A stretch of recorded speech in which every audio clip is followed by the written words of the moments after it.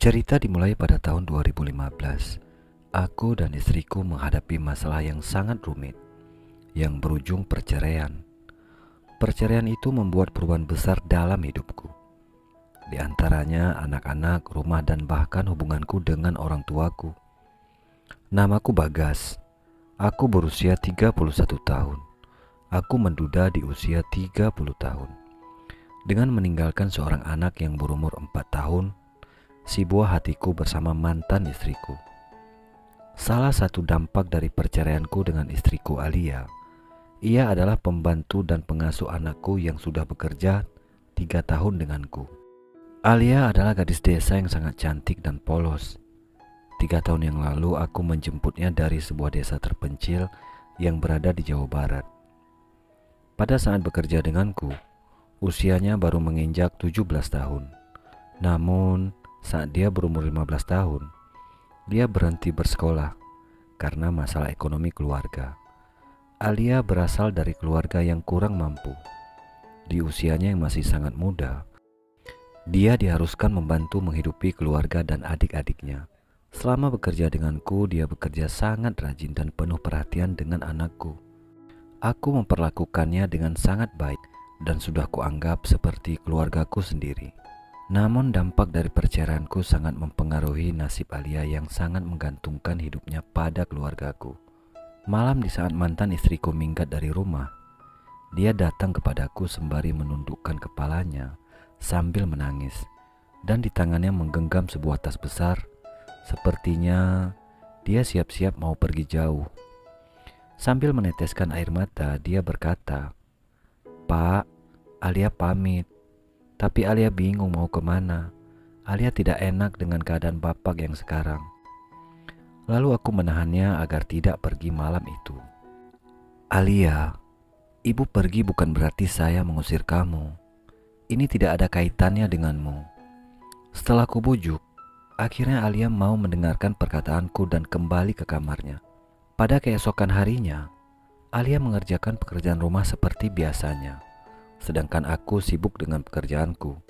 Pada suatu hari, di saat aku hendak ke kamar mandi, aku berpas-pasan dengan Alia yang sedang mengepel ruang tamu. Entah kenapa Alia sepertinya mau jatuh. Dengan sigap, aku menahannya dan tak sengaja tanganku berada tepat pada kedua gunungnya yang masih segar dan alami itu. Alia pun terperanjak dengan sentuhan yang tak kusengaja itu. "Kamu kenapa, Alia? Apa kamu pusing?" tanyaku. "Enggak, Pak. Tadi Alia lupa ternyata masih ada air di lantai yang belum Alia pel. Alia kepleset," jawab Alia yang sedikit gugup. "Maafkan Bapak tadi tanpa sengaja sampai menyentuh itu," kataku dengan agak deg-degan dan malu. "Bapak sayang sama kamu, Alia. Jangan sampai kamu sakit," lanjutku. Alia sangat terkejut mendengarnya, lalu menunduk. "Bapak apa-apaan sih? Alia kan pembantu dan hanya seorang gadis desa," katanya merendah. "Tidak, Alia. Kamu seperti gadis pada umumnya. Kamu cantik sekali." Kemudian kupeluk tubuhnya yang tinggi dan ramping itu. Kepalanya tepat berada di pundakku. Saat itu dia seakan menolak, tapi akhirnya melemah seakan menerima. "Pak, jangan Pak. Alia takut. Alia hanya seorang pembantu," ucapnya sambil menatapku. Kuusap pundaknya yang masih di dalam pelukanku dengan manja. "Tapi apa aku salah kalau aku sayang sama kamu, Alia?" tanyaku. "Alia takut, Pak. Alia takut kalau nanti membuat Bapak malu," katanya dengan lirih. "Tenang, Alia. Kamu aman bersamaku." "Ya sudah, lanjutkan pekerjaanmu," kataku sembari melepas pelukannya, dan kemudian aku bergegas berjalan menuju kamar mandi. 6 bulan pun berlalu.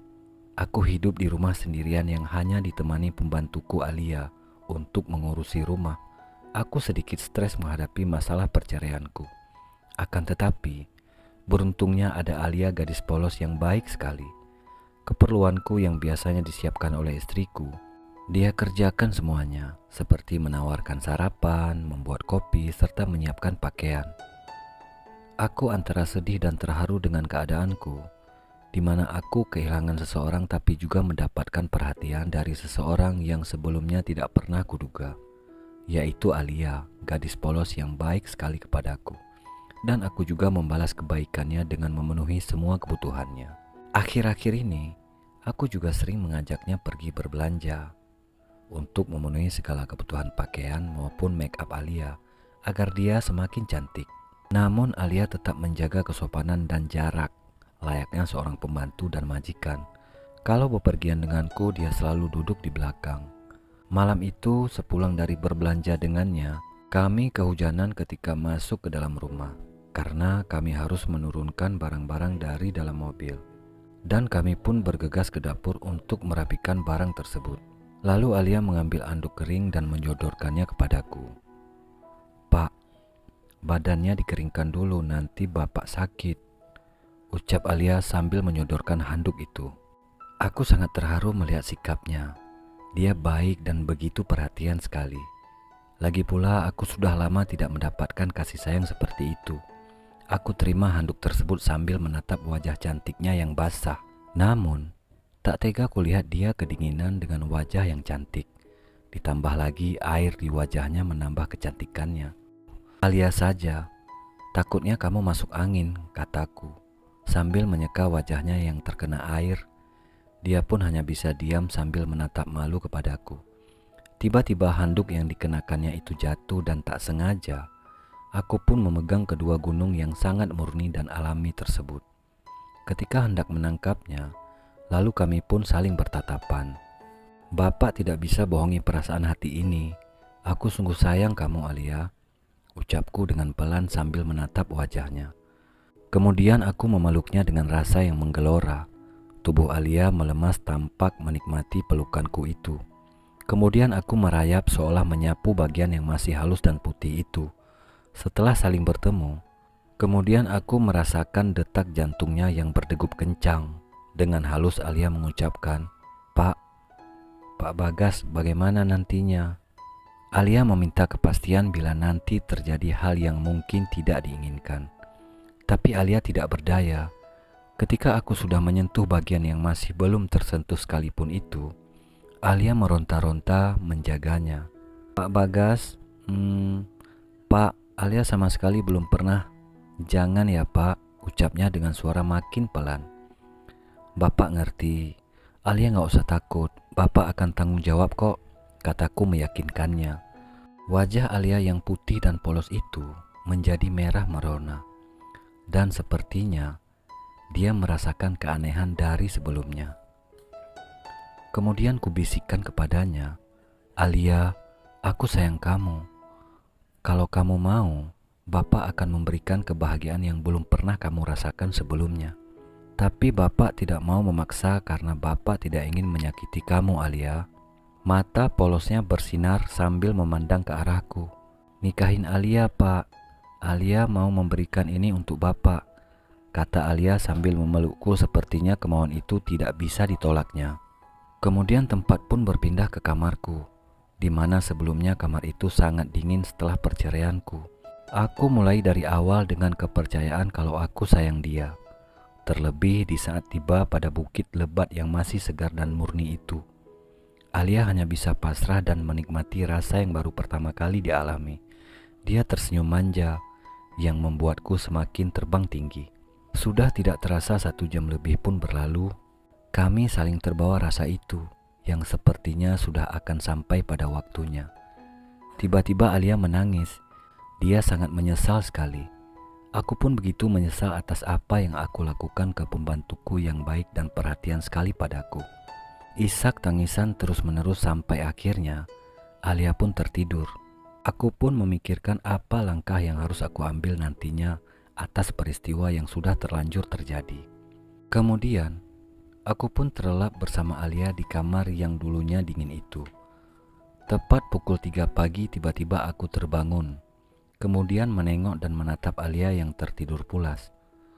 Kubisikkan, "Alia, aku mencintaimu dan ingin menikah denganmu." Melihat wajah cantiknya yang polos di hadapanku, perasaanku ingin memilikinya kambuh lagi. Kemudian aku menciumnya di saat akan mau menciumnya. Alia pun terbangun dan tanpa basa-basi, aku meneruskannya. Dan Alia pun menikmati ciumanku itu. Keseruan kedua kalinya pun tak terelakkan. Kali kedua ini berbeda dari sebelumnya. Tampak Alia sudah mulai pintar sekarang dan semakin hebat. "Terus Pak Bagas, teruskan saja Pak," katanya. Setelah itu kami tertidur dengan raut wajah penuh kebahagiaan.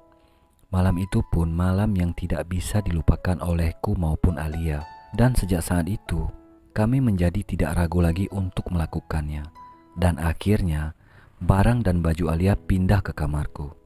Waktu terus berjalan dan hal itu terus berulang kali kami lakukan. Lagi dan lagi layaknya suami istri.